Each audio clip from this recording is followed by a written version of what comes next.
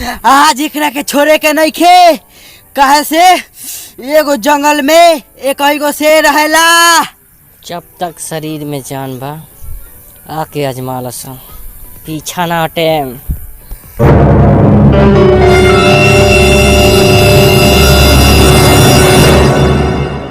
Attack केने कोई यही जा रहला केने हमरा के छोड़ दलो भैया, ये हमार गाँव हो, हमार बहुत ही इज्जत बना के रख ले बानी। भाई कितना डराता है, यही पर कहता कि हम हीरो हैं। हमरा के छोड़ दलो, हमार जान बच जाए नु तो हम लेबरों में कमा के खा लेम। काट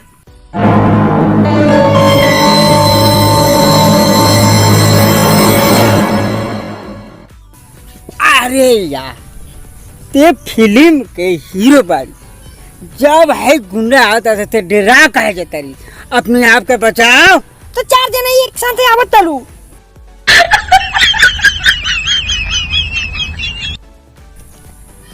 ए गुंडा झुंड में आया जाता, वो अकेले आया सन।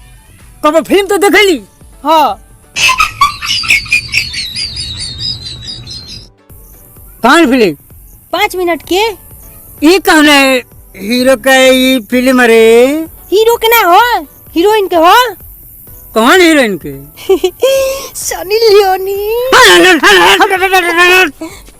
याद हमारे पैसा डुबाई, हम गलत हीरो का चुन ले। भाई तने एक ताने तो समझाओ तो देखो तो हमारा पैसा ना डूबे का चाहिए। है ना का हाँ देखो धम से चाहे कर सकल है ना, वैसे देखा है ना, वैसे देखा कितना समझदार लगता। ते मार धार वाली फिल्म देखले बारी नु हमरा पता बा, देखले बारी नु। तू लो जबरदस्ती काहे को आता लो कि ते फिल्म देखेलिस? हमार घर वाला फिल्म ना देखेनी तो का करेली? तो का करेनी? 5 मिनट वाला फिल्म देखेनी। तो काम ना हीरो का बाबू। हमरा फिल्म में हीरो लोग से मतलब ना रहेला। हम जोन फिल्म देखेनी नु हमें हीरोइन से मतलब रहेला। अरे यार एगो हीरोइनो फाइटिंग करता रही सोन। रुक पूछ ले बे दे करे कौन हीरोइन की फिल्म देखे? सनी लियोनी। मार के रख,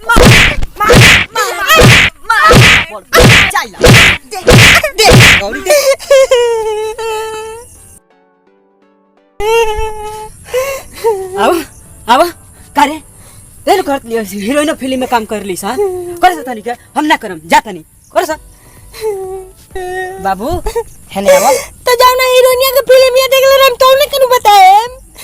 अच्छा पार्टनर सब छोड़, ई सब पागल बड़ा डायरेक्टर से लेके गुंडा गुंडी सब हमनिए के दू आदमी चलाक बनी तो।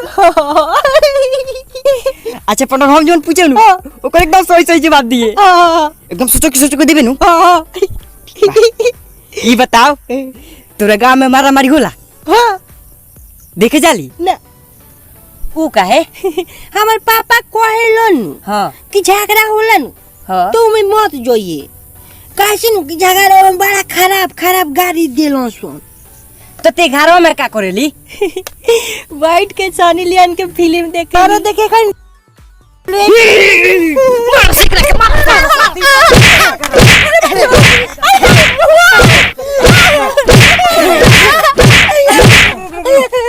ये तो ना समझ भाई, मान लेते हीरो बन आहाई हीरोइन बा आहाई गुंडा आ एकरा के चेहटा तारा सन।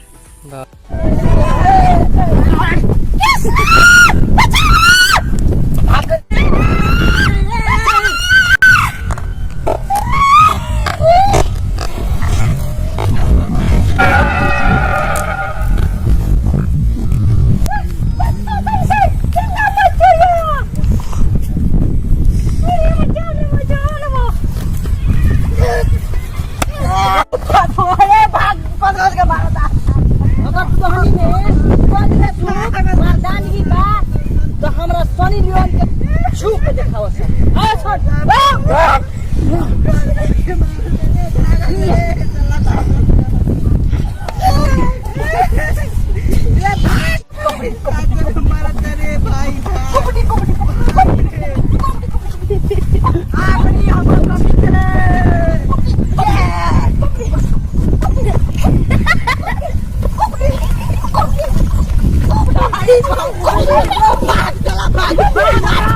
भाग